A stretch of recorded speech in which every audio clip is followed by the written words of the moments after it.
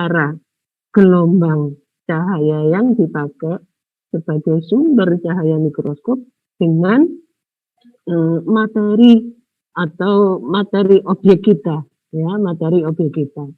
Nah, jadi ya sebenarnya fungsi dari mikroskop fungsinya tidak sekedar ya pengamatan. Ya, untuk fungsi di kelas biologi memang banyak dipakai untuk pengamatan struktur, ya, mikrostruktur.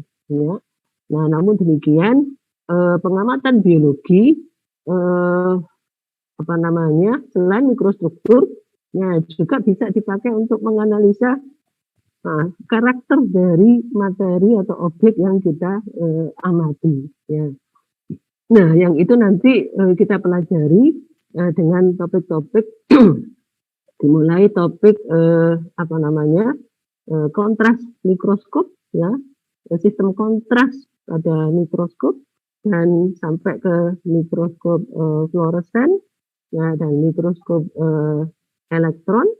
Nah, itu apa namanya image ya yang tampak di mata kita bisa menerjemahkan ya tidak hanya dari struktur, tapi kita juga bisa mengkaji sifat atau karakter dari objek yang kita amati. Ya. Objek yang kita amati itu bisa bersifat homogen atau heterogen, ya, homogen atau heterogen. Nah, itu nanti akan bisa dipelajari dengan menggunakan mikroskop polarisasi, ya, dengan mikroskop polarisasi. Polarisasi adalah salah satu teknik sistem kontras atau teknik kontras pada mikroskop. Ya, nanti akan dieksplorasi oleh Bapak Dodi Permana ya terkait dengan teknik kontras ya pada mikroskop. Ya. Nah, di situ nanti ya ini untuk memberikan apa namanya pemaknaan bahwa pengamatan dengan mikroskop sebenarnya yang bisa kita peroleh data yang diperoleh ya tidak hanya struktur mikroskopis gitu ya, kita bisa juga mempelajari karakter bahan yang menyusun materi kita ya tentunya dengan mikroskop yang tepat ya, dengan mikroskop yang tepat.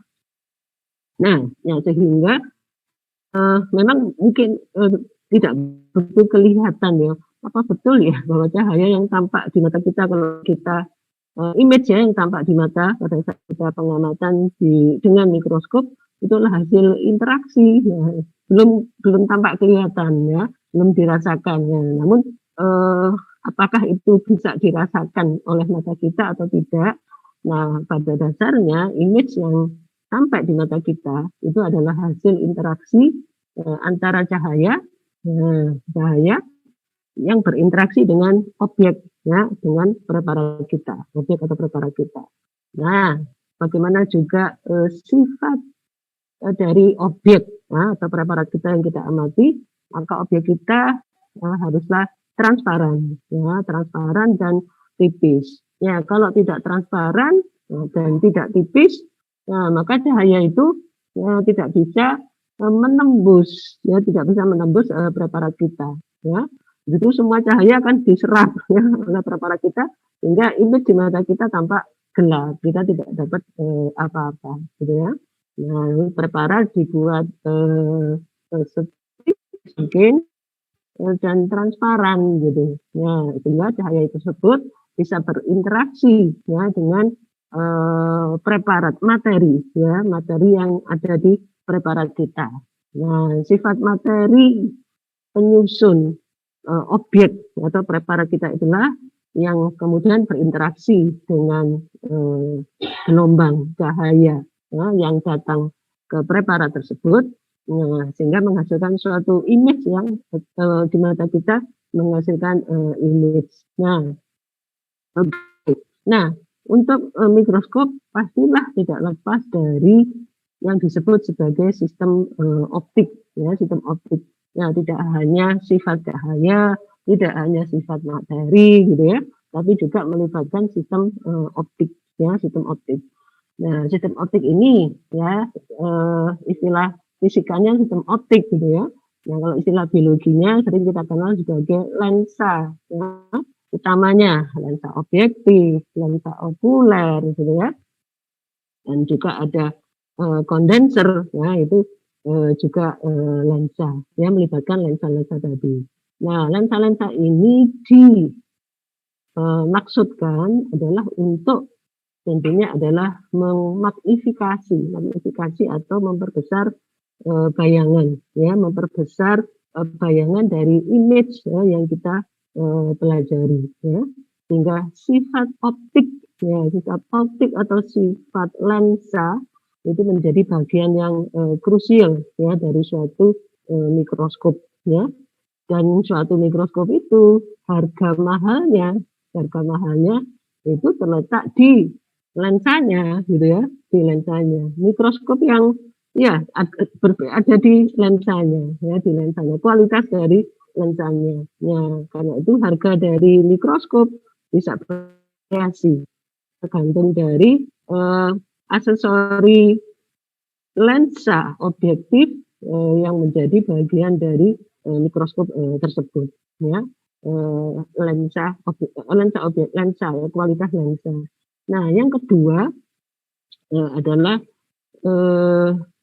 apa namanya lensa, dan ini software. Nah, bila suatu mikroskop dihubungkan ya dengan perangkat PC, nah biasa di situnya ada softwarenya.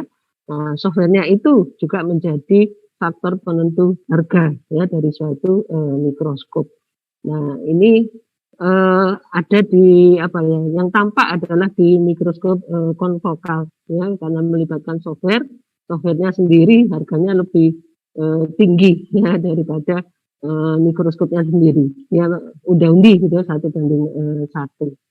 Nah, jadi karena itu pemahaman terkait dengan lensa itu menjadi penting, ya. Nah, fungsi lensa di dalam mikroskop, ya, fungsi lensa di dalam mikroskop. Nah, pada dasarnya kalau kita pengamatan untuk praktikum, gitu ya, tidak tampak kebutuhan yang apa ya, yang belum tampak adanya kebutuhan untuk mendapatkan image yang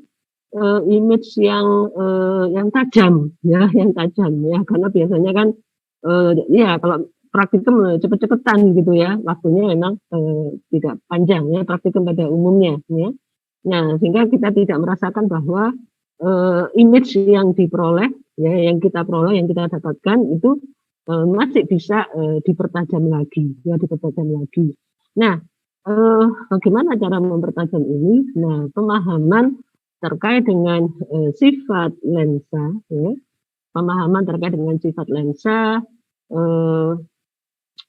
dan yang sifat yang menyertainya itu sangat diperlukan, terutama apabila kita memerlukan foto mikrografi. Ya, foto mikrografi itu adalah preparat kita itu diambil dokumentasinya, ya. Diambil dokumentasinya, difoto istilahnya ya, difoto. Itu masuk di dalam teknik mikrofotografi ya, mikrofotografi. Bu pakai HP bisa, Bu. Hasilnya HP sekarang kan juga bagus-bagus ya. Ya, namun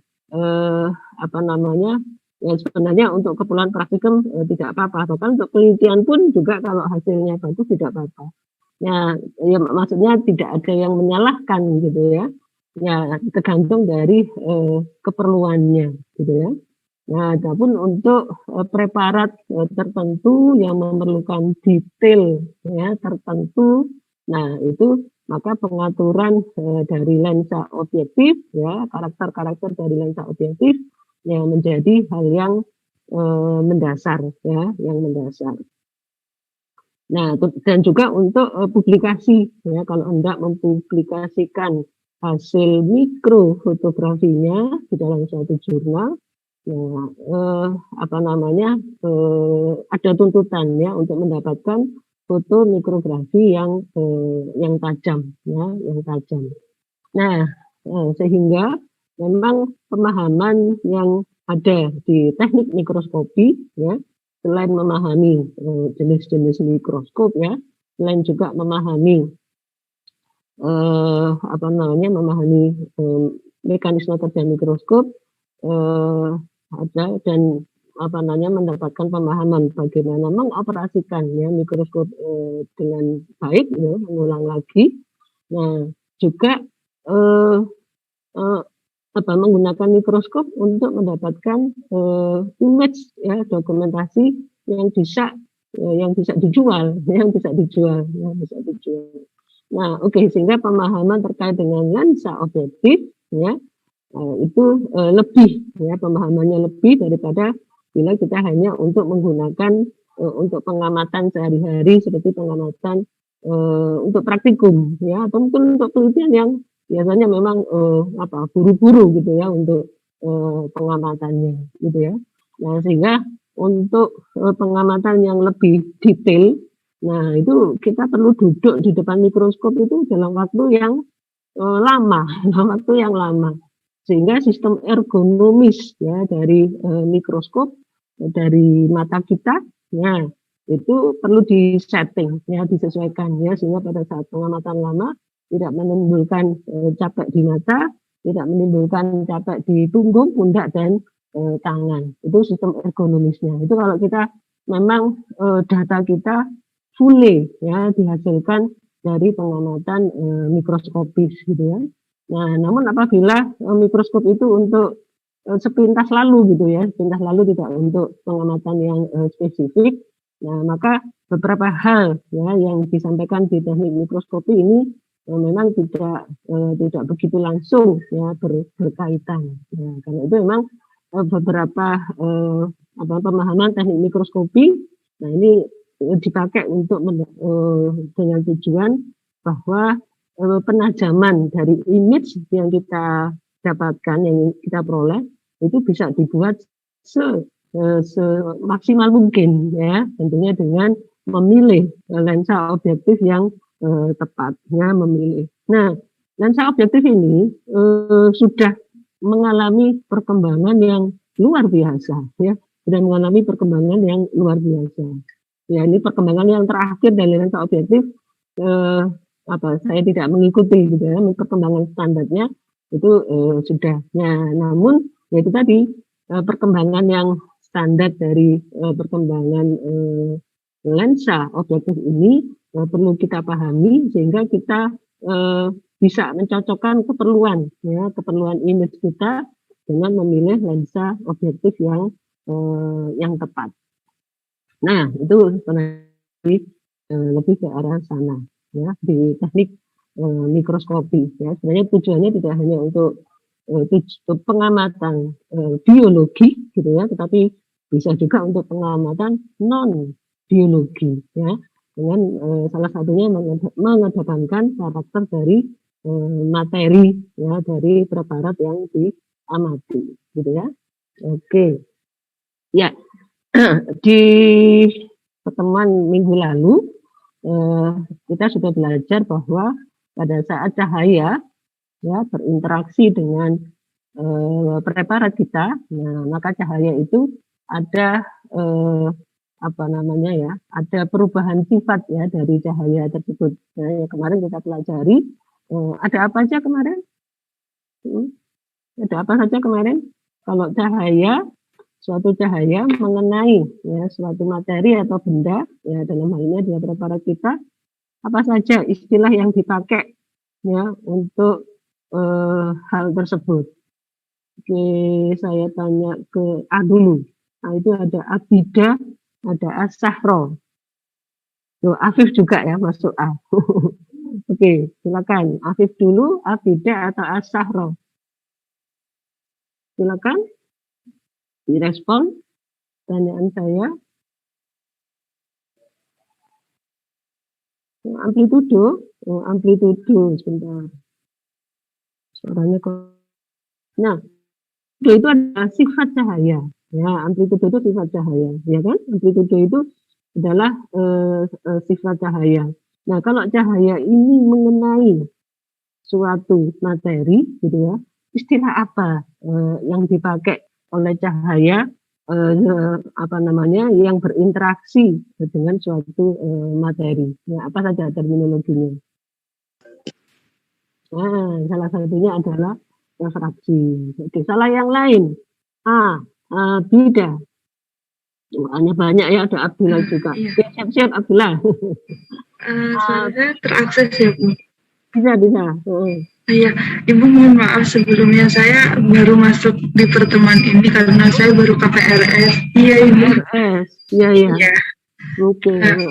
Iya, mohon maaf Ibu. Ya, oke. Berarti belajar sendiri ya, Bida ya. Belajar Iya, baik Ibu. Iya. Sahro, makasih Bida. Ya, mungkin Abida sudah menghubungi saya, tapi saya nggak begitu ingat ya, satu demi satu. Nah, makasih Bida, Abida. Sahro, Sahro sama Abdullah. Ya. Sahro? Iya, Bu. Mohon dikoreksi kalau salah, ada pembelokan, pemantulan, dispersi, Bu. Oke. Satu lagi belum ya. Satu lagi mungkin siapa? Abdullah. Ada satu lagi yang belum disebutkan oleh Asahro. Abdullah? Pembiasan itu refleksi ya. Apa ya? Lupa, Bu. Oke, ya. Anybody? Ada yang satu tadi? Absorpsi, Bu. Betul itu. Absorpsi ya, tadi yang belum disebutkan oleh Sahro. Absorpsi. Ya, absorpsi ini tentunya adalah berkenaan dengan warna. Ya, oke, di pertemuan pertama kemarin. Oke, mungkin saya ulang sebentar. Mungkin siapa tadi yang baru masuk ya? Abida ya. Abida bisa mengikuti.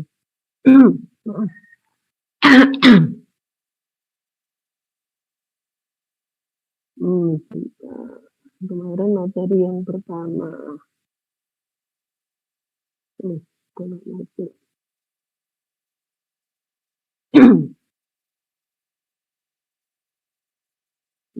Kok nggak terbuka?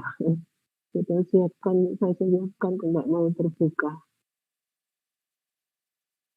Ini ada di sini, nggak mau buka.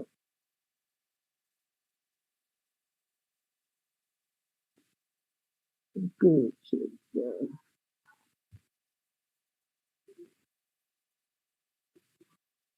Kok nggak mau buka ya di sini? Sudah all window. Nah, ini belum ya? Belum, malah saya mencet yang lain ini. Nah, ini barusan keluar. Oke, ini sudah keluar ya.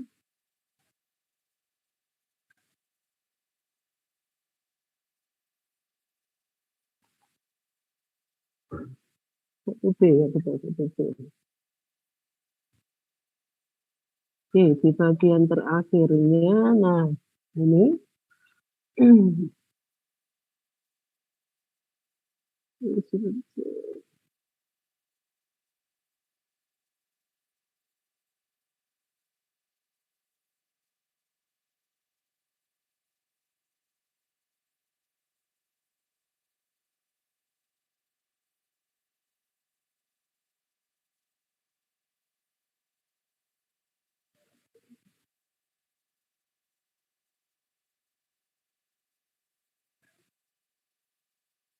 nah ini ya. Oke. Nah, jadi ya kembali ini bagian krusial saya ulang lagi di sini. Ya, sehingga kita paling enggak punya gambaran.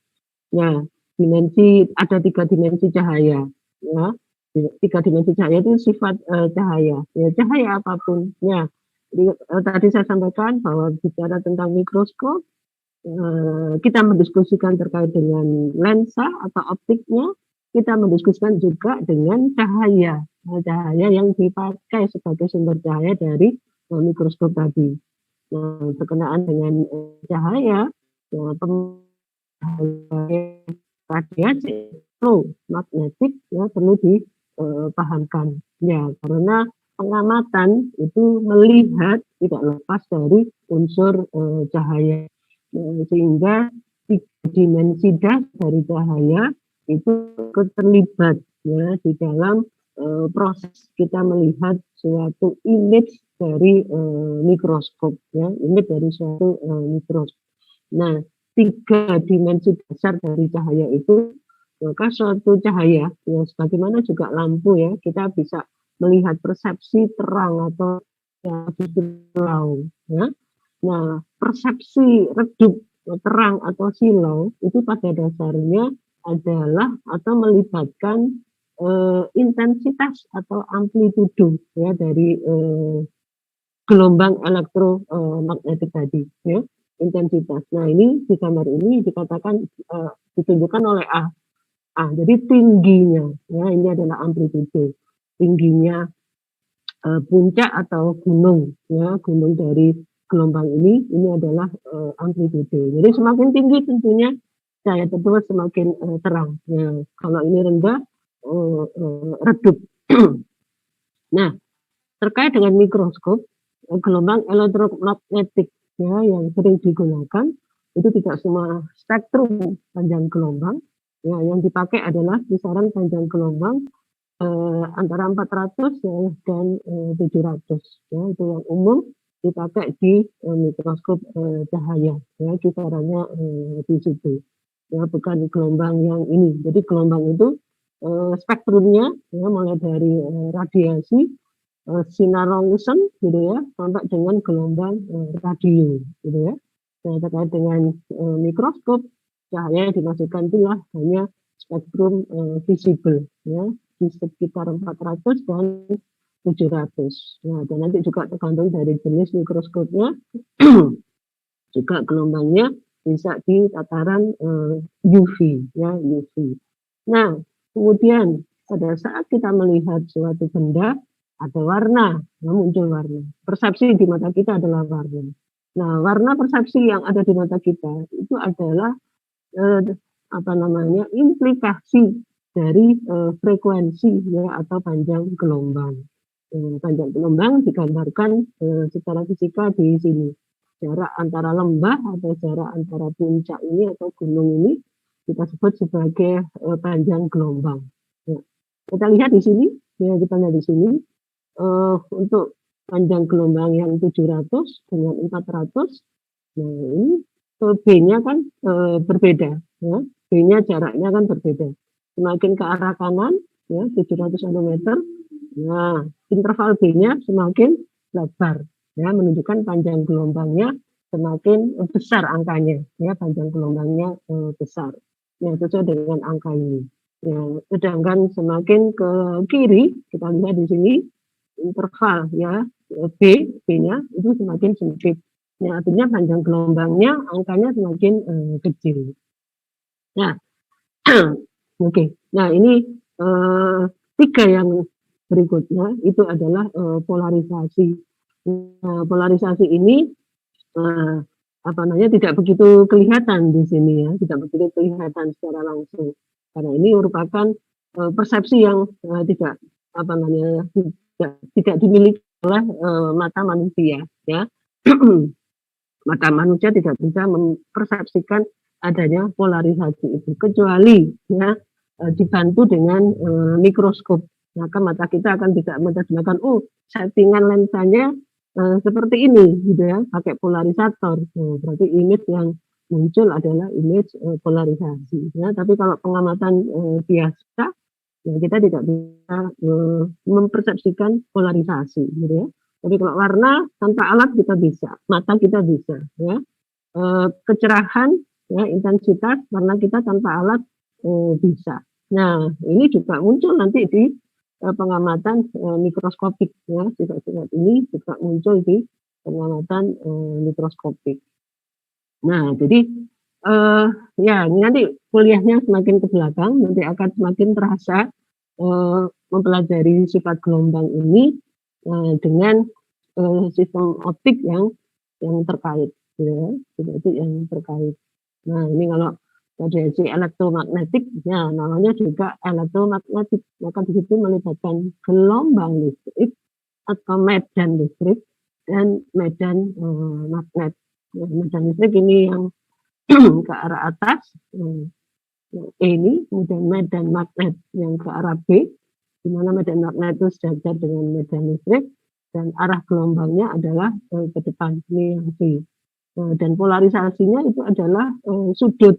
Ya, kalau ini kan sudutnya 90 derajat, tapi kalau polarisasi sudutnya bisa berubah. Kok bisa begitu, Bu? Ya, karena dirubah oleh materi, ya. Cahaya yang seperti ini bisa berubah polarisasinya bila dia berinteraksi dengan suatu materi tertentu.